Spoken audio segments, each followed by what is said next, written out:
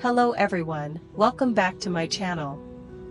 Today, we continue following the deeply emotional story between LyTuDiep and CEO James. As you remember from the previous episode, Diep suddenly fell seriously ill and had to be rushed to the hospital in the middle of a stormy night. The sudden illness threw the whole family into panic. Despite the doctor's best efforts, due to severe complications, Diep was forced to make a heartbreaking decision to terminate her pregnancy in order to save her own life. After the surgery, Diep lay silently on her hospital bed, her eyes filled with tears of guilt. She felt tormented for not being able to keep the baby, the child she and James had both longed for. Yet, contrary to her fears, James did not blame her. Instead, he held her hand tightly, gently comforting her, and stayed by her side through every sleepless night in the hospital. His love was not shown through words alone, but through small, tender gestures, the worried look in his eyes, the firm grip of his hand, and the quiet nights he spent awake just to make sure Diep was still breathing peacefully beside him. When James's mother, Mrs. Huynh, heard the news, she was heartbroken, but she remained strong and encouraged her daughter-in-law. Little Nee, their young daughter, called every day to check on her mother, sending sweet wishes and innocent drawings, tiny rays of comfort in those dark days. And so, today's episode unfolds another chapter of their story. Will Diep recover her strength and rise again after the surgery? Will the pain of losing her child break her spirit, or will it become the strength that helps her move forward with James and their family? Stay tuned and watch this video until the end to find out what happens next. Because sometimes, it's through pain that we discover the true meaning of love. Hospital, morning. After a long night filled with rain and thunder, the world had finally grown quiet.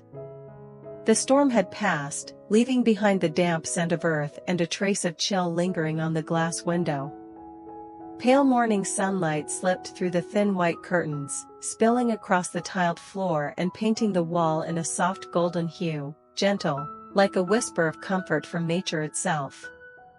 In that still room, the only sound was the steady beeping of the heart monitor, rhythmic, fragile, like the breathing of a life clinging on. Diep lay there, her face pale, her skin drained of color after surgery. Her messy hair spread across the white pillow, and her dry lips trembled, as if trying to speak but couldn't find the strength. Her half-open eyes drifted toward the window, where faint rays of light pushed through the thinning clouds, signaling a new dawn. The light was beautiful, pure, but to her, it pierced like a knife. For outside, life continued. Inside her heart, something precious had been lost forever.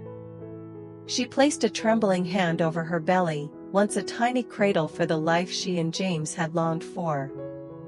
Now, only emptiness remained. A single tear slid down her cheek, soaking silently into the white blanket.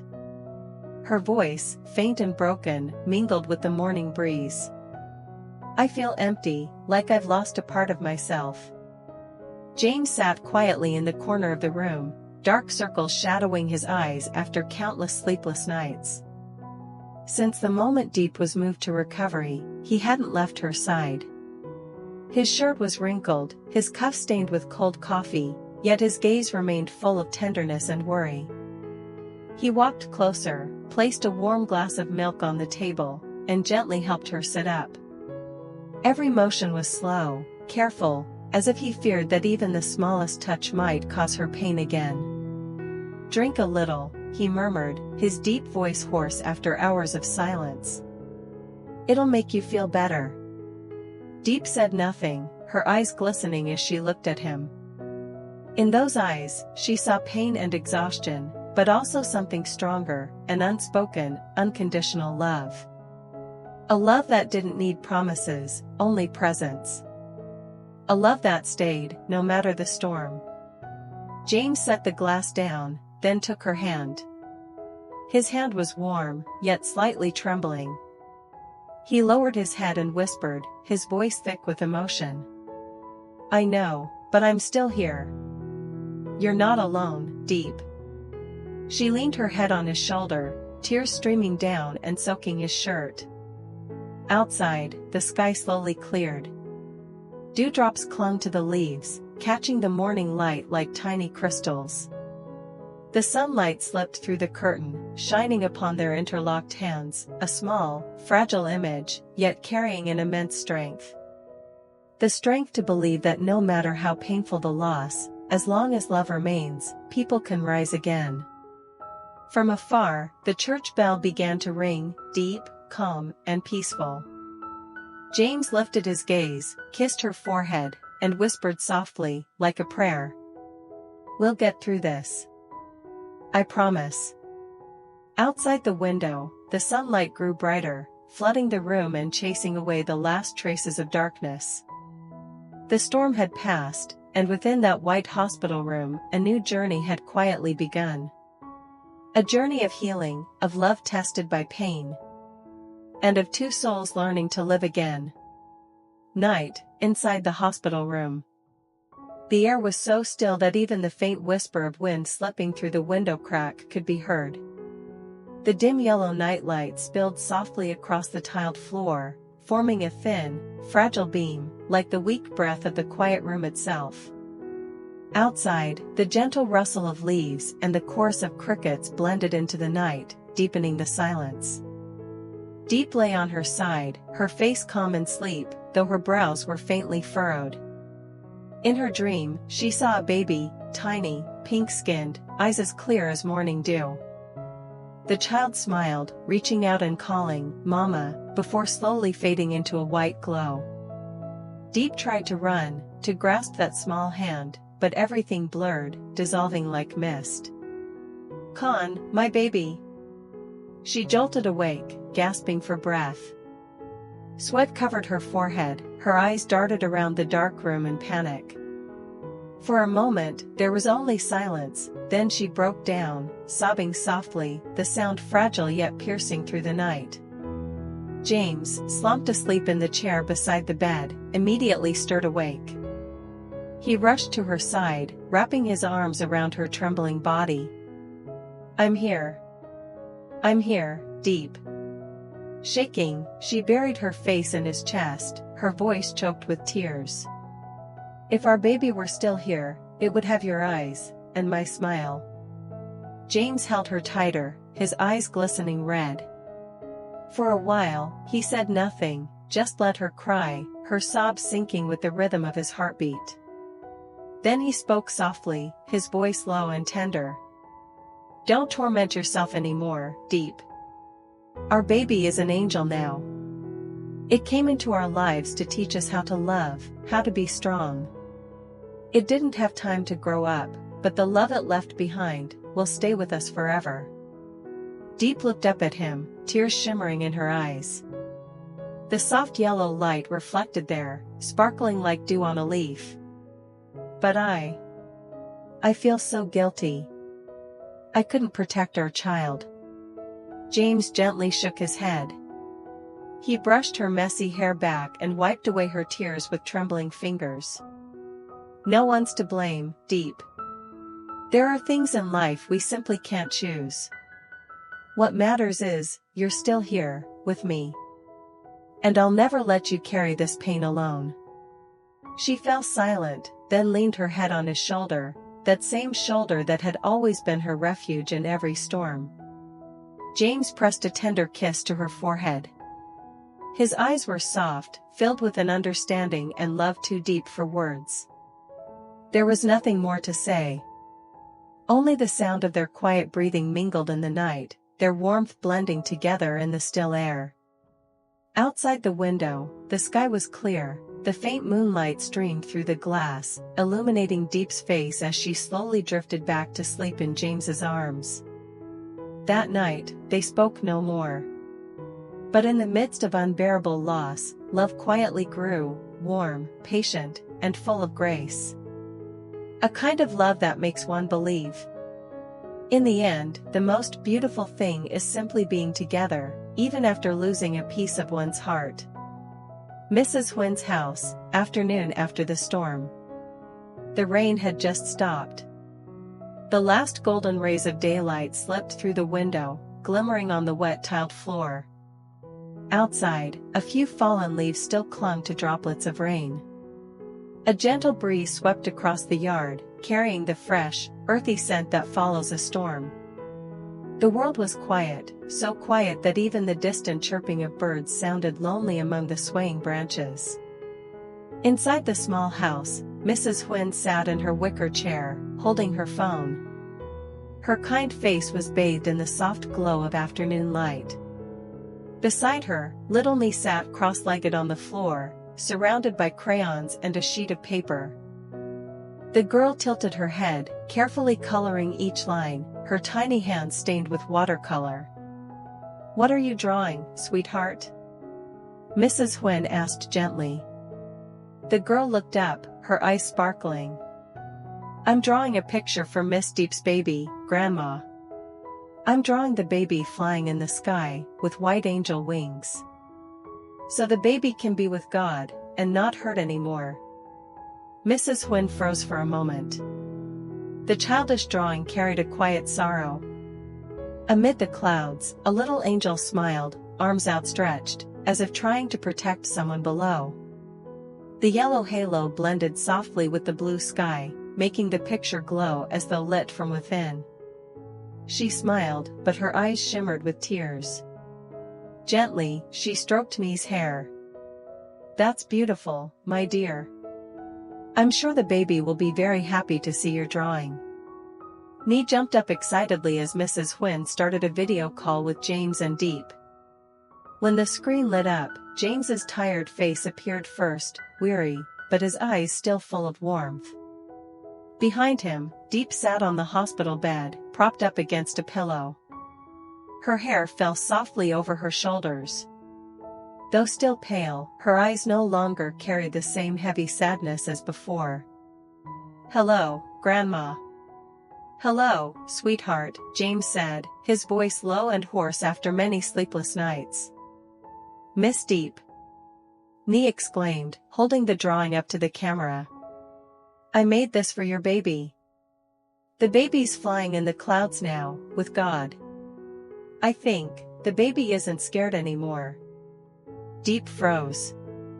She stared at the picture, clumsy, childlike lines, yet pure and full of light. A wave of emotion rose in her chest, tightening her throat. Her eyes glistened, and tears began to fall once more. Thank you so much, sweetheart," she whispered, her voice trembling. Sitting beside her, Mrs. Huyn heard the sound of her daughter-in-law's quiet sobs and felt her own chest ache. She spoke softly, her tone deep and comforting, like a lullaby. "It's all in the past now, my dear. Don't blame yourself anymore. Think of it as one of God's tests. Whatever He takes away, He will return, in love, and in blessings greater than we can imagine." James gently squeezed Diep's hand and looked at her. She lifted her head, her eyes were red but calmer. A faint smile appeared on her lips, fragile, trembling, but real. It was the first smile since the surgery, after so many days of tears and grief. On the screen, Nee clapped her hands. Miss Diep smiled. "Look, Grandma," she smiled. Mrs. Huyn pressed her palms together and made the sign of the cross, her eyes lifting toward the sky now clearing after the rain. The last sunlight streamed through the window, shining over the still wet painting, glowing softly, like a blessing sent from heaven to that little family. And in that quiet moment, Diep felt something ease within her heart. The pain was still there, but alongside it came peace. A peace born from love, forgiveness, and the gentle belief that every loss carries its own meaning in the story of life. A clear morning. After days of endless rain, the sky was finally blue again. White clouds drifted slowly, revealing a deep, endless blue, the kind of blue that only appears after a great storm. Birds chirped on the treetops, leaves whispered gently in the breeze, and everything seemed to take one long, grateful breath, ready to begin anew. In front of the hospital gate, James quietly pushed a wheelchair carrying Diep. Her face was still pale, but her eyes had regained their light, shimmering with life and hope. The wheels rolled softly over the rain-soaked path, leaving behind faint circular tracks glistening in the sunlight. When they reached the open courtyard, James stopped. Both of them looked up at the sky. Morning sunlight filtered through the branches, casting a warm, gentle glow on their shoulders, like the embrace of God himself. Diep squinted slightly, taking a deep breath, letting the breeze filled with the scent of wet grass and new sunlight fill her chest. Her voice trembled, soft but full of emotion. "I once thought I'd never be able to stand again." James didn't answer right away. He turned to look at her, his eyes full of love and pride. Then he squeezed her hand gently, a faint smile forming on his lips. "But you did. We did." Diep looked back at him, the corners of her lips curling into a fragile, heartfelt smile. Sunlight danced in her eyes, pure and warm, like morning dew shimmering on the first light of day. In that moment, she felt light, as if every sorrow had melted into the golden glow around them. A soft wind brushed past, lifting a few strands of her hair. From afar, church bells rang, deep, clear, and peaceful. Their sound mingled with the rustling of leaves, composing a gentle symphony of rebirth. James stepped forward and held out his hand. "Come on," he said softly. "I want you to see today's sunlight." Diep placed her hand in his. Her legs trembled slightly, but she stood. One slow, careful step at a time, weak, yet steady. James stayed close beside her, guiding her gently, as if afraid to disturb the fragile calm of that morning. Ahead, the narrow road still shimmered with puddles, reflecting the clear blue sky. Two figures, one tall, one small, walked side by side, their shadows stretching long across the wet ground, blending into the golden light of dawn. The scene was quiet, achingly beautiful. Two souls who had walked through loss, now stepping together into a new path of life, love, and faith. Beyond them, the sky opened wide. A sorrowful chapter had closed, and ahead of them, the light of peaceful days was waiting. Church, late afternoon. The church bells rang, their deep tones drifting through the tranquil air of dusk. The last light of day stretched across the gray stone steps, tinting the ground in a warm golden hue. A gentle breeze rustled the leaves by the porch, lighting up the stained glass windows that shimmered with the colors of sunset. James and Diep walked quietly into the church courtyard, the same place where they had once knelt together, praying for a miracle in their darkest days. Everything was as it had been, the whisper of the wind, the faint scent of incense, and the stillness that made one instinctively bow their head. Only one thing had changed, the storm inside their hearts had finally calmed. In Diep's hands was a bouquet of white flowers. Each petal was soft as breath, pure as a prayer of gratitude. She walked slowly toward the statue of the Virgin Mary, the golden light of sunset catching in her long black hair, forming a faint, glowing halo around her. Standing before the statue, Diep bowed deeply. She placed the bouquet down, her trembling hands clasped together. Amid the drifting incense smoke, her voice rose, soft, trembling, full of emotion. "Thank you, for letting me live. For letting me love again. To see the light. And to feel the arms of those I hold dear." A tear slipped down her cheek, but this time, it was not from despair. It was from gratitude. James stepped forward and gently placed his hand on her shoulder. For a moment, he said nothing, just stood beside her, gazing up at the statue glowing in the evening light.